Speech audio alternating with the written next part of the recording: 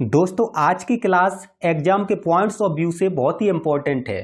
आज की क्लास में हम डिस्कस करेंगे हेल्पिंग वर्ब के प्रकार यानी काइंड्स ऑफ हेल्पिंग वर्ब, सहायक क्रिया के प्रकार।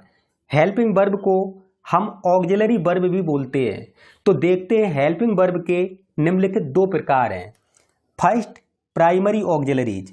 तो आज हम डिस्कस करते हैं प्राइमरी ऑक्सिलरीज के बारे में, प्राथमिक सहायक क्रियाएं। तो प्राथमिक सहायक क्रियाओं के अंतर्गत डू प्रकार की क्रियाएं जिसमें डू, डज, डिड आदि आती हैं। नेक्स्ट, हैव प्रकार की क्रियाएं जिसके अंतर्गत हैज, हैव, हैड का प्रयोग होता है। इसके बाद बी प्रकार की क्रियाएं जिसके अंतर्गत इज, एम, आर, बाज, वर का प्रयोग होता है। तो इनके एग्जाम्पल देखते हैं। फर्स्ट एग्जाम्पल, वह सो रहा है, तो इसे हम बनाएंगे he is sleeping. Next example, वे सेब खरीद रहे हैं, तो इसे हम बनाएंगे they are buying apples.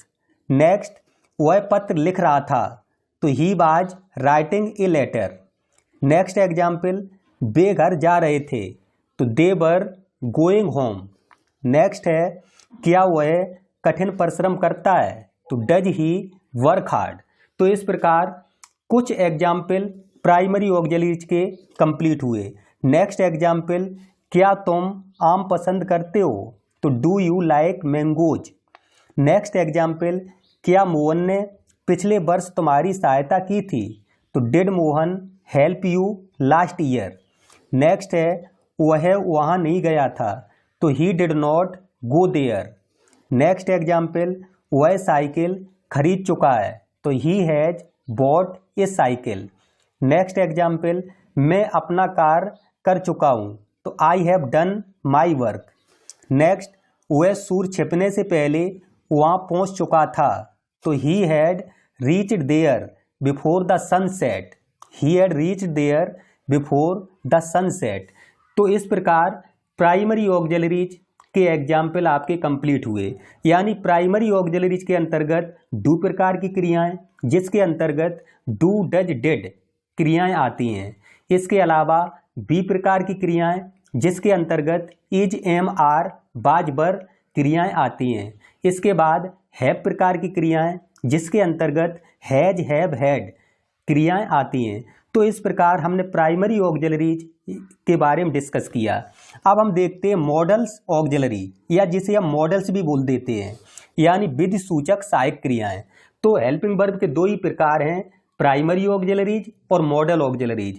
Primary auxiliaries में हमने बताया डू प्रकार की, बी प्रकार की और हैव प्रकार की क्रियाएं। और मॉडल ऑक्सिलरीज के अंतर्गत क्रियाएं आती हैं will, would, shall, should, can, could, may, might, should, must, ought to, used to, need, dare. ये क्रियाएं आती हैं विधि सूचक सहायक क्रियाओं के अंतर्गत।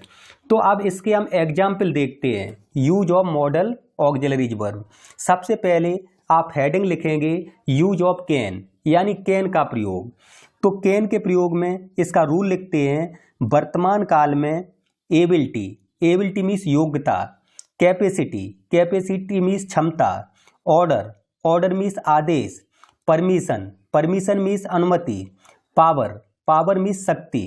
तो वर्तमान काल में ability, capacity, order, permission, power आदि को अभिव्यक्त करने के लिए या आदि के भाव को अभिव्यक्त करने के लिए कैन का प्रयोग किया जाता है। अब कैन के एग्जाम्पल देखते हैं। जैसे मैं यह कार्य कर सकता हूँ, तो I can do this work. Next, मेरा भाई कार चला सकता है, तो my brother can drive the car. Next example, तुम अंग्रेजी बोल सकते हो, तो you can speak English. Next example, वह समस्या का समाधान कर सकता है, तो he can solve the problem. Next example, मैं तुम्हारी सहायता नहीं कर सकता हूँ, तो I can not help you. तो इस प्रकार कैन के एग्जाम्पल पूरे हुए। नेक्स्ट देखते हैं यूज ऑफ कुड, कुड का प्रयोग। तो कैन का पास्ट टेंस कुड होता है। कुड के प्रयोग से भी योग्यता, क्षमता आदि प्रकट होते हैं। इसके एग्जाम्पल देखते हैं। जैसे वह वहाँ नहीं पहुँच सका था, तो he could not reach there, तो ये एग्जाम्पल आपका कंप्लीट हुआ। वह बोर्ड परीक्षा पास कर सकता था, तो he could pass the board examination, तो दूसरा एग्जाम्पल कंप्लीट हुआ। नेक्स्ट, मैं इस प्रश्न को हल कर सकता था, तो I could solve this question, तो इस प्रकार ये एग्जाम्पल कंप्लीट हुआ। वह पिछले वर्ष तुम्हारी सहायता कर सकता था, तो he could help you last year, तो ये एग्जाम्पल कंप्लीट हुआ। नेक्स्ट, कुड का दूसरा रूल देखते हैं। पहला रूल कैन का पास्ट टेंस कुड होता है। दूसरा देखते हैं, कुड का प्रयोग प्रेजेंट टेंस में नम्र निवेदन यानी पोलाइट रिक्वेस्ट प्रकट करने के लिए किया जाता है। जैसे यानी कि प्रेजेंट टेंस में नम्र निवेदन प्रकट करने के लिए कुड का प्रयोग किया जाता है। जैसे, क्या आप मुझे स्टेशन जाने का मार्ग बता सकते हो। वाक्य प्रेजेंट का है लेकिन नम्र निवेदन प्रकट करने के लिए कुड का प्रयोग होगा। तो could you tell me the way to the station, क्या आप मुझे स्टेशन जाने का मार्ग बता सकते हो। नेक्स्ट, क्या आप मुझे 1 घंटे के लिए यह पुस्तक दे सकते हो, तो could you give me this book for an hour, ये एग्जाम्पल पूरा हुआ। नेक्स्ट, आप हेडिंग डालेंगे यूज ऑफ मे यानी मे का प्रयोग। मे के प्रयोग में देखते हैं, मे का प्रयोग आज्ञा मांगने टू टेक परमिशन या आज्ञा देने टू गिव परमिशन के लिए किया जाता है। आज्ञा मांगने या आज्ञा देने के लिए मे का प्रयोग किया जाता है।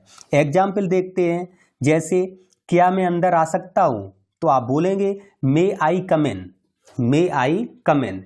नेक्स्ट, तुम अंदर आ सकते हो, तो बोलोगे you may come in. Next है, क्या मैं बाहर जा सकता हूँ, मे आई गो आउट, मे आई गो आउट। आंसर में तुम बाहर जा सकते हो, तो यू मे गो आउट। तो आज्ञा मांगने या आज्ञा प्रदान करने के लिए मे का प्रयोग किया जाता है। नेक्स्ट देखते हैं मे का प्रयोग। मे का प्रयोग संभावना के भाव को अभिव्यक्त करने के लिए किया जाता है, यानी पॉजिबिलिटी के भाव को अभिव्यक्त करने के लिए भी मे का प्रयोग किया जाता है। जैसे आज बारिश हो सकती है, तो इट मे रेन टुडे, यदि बारिश होने की पॉजिबिलिटी है, संभावना है, तो आप बोल सकते हैं it may rain today. Next, वह आज लेट आ सकती है, तो सी मे कम लेट टुडे, ये एग्जाम्पल आपका कंप्लीट हुआ। मैं इस वर्ष एक कार खरीद सकता हूँ, तो I may buy a car this year. Next example, खबर सत्य हो सकती है, तो खबर की यदि पॉजिबिलिटी है, संभावना है कि सत्य हो सकती है, तो the news may be true, खबर सत्य हो सकती है। नेक्स्ट देखते हैं, मे का प्रयोग इच्छा सूचक वाक्यों में इच्छा, प्रार्थना, आशीर्वाद, अभिशाप आदि को अभिव्यक्त करने के लिए भी किया जाता है।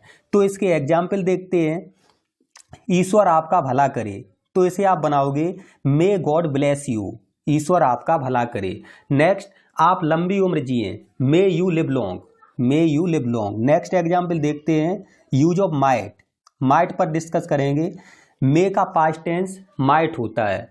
जैसे एक एग्जाम्पल लिखा हुआ है, he said you may go now. अब इसे हम अगर कंप्लीट करेंगे अंग्रेजी में, तो ही सेड, सेड का सेड ही रहेगा क्योंकि इसमें ऑब्जेक्ट नहीं है।